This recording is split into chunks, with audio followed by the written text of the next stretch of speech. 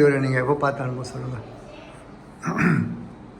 நான் 8 வயசு இருக்கும்போது பார்த்தேன். 8 வயசில் சிவலிங்கத்தில் தண்ணி வழியும்போது அந்த வழியிற தண்ணி அங்கே ஒரு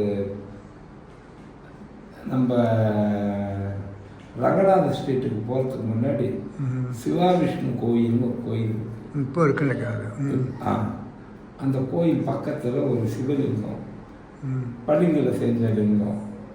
அதில் தண்ணி வடிகிறத பார்த்துக்கிட்டே ஆசையாக உக்காந்துருந்தேன். அதுக்காக தினம் 1/2 மணி நேரம் முன்னே போயிடுவேன். ஆனால் அவர் அன்றைக்கி சச்சங்கத்துக்கு வந்தார். சச்சங்கத்துக்கு ஆசீர்வாதம் பண்ண வந்தவர் எல்லா பிராமணர்களும் இருந்தாங்க அந்த பக்கம். அவங்களுக்கெல்லாம் 8 ஒரு பழம்பல் கொடுத்தாரு. என்னை அழைச்சி அந்த குழந்தைய அழைச்சிக்கிட்டாங்க. என்னப்பா தெரியுது அந்த சிவலிங்கத்தில், ஏன் நீ அதில் உத்து பார்த்துக்கிட்டு அப்படி உட்காந்துக்கிறேன்னு கேட்டார். இது நான் தினம் செய்வேங்க, எனக்கு ரொம்ப பிடிக்கும் அந்த தண்ணி வழியத்தை பார்க்கறதுக்கு. சொன்னோம்னா கூப்பிட்டு மடியில் உட்கார வச்சுக்கிட்டேன். என்ன வயசு உங்களுக்கு அப்போ? 8 வயசு.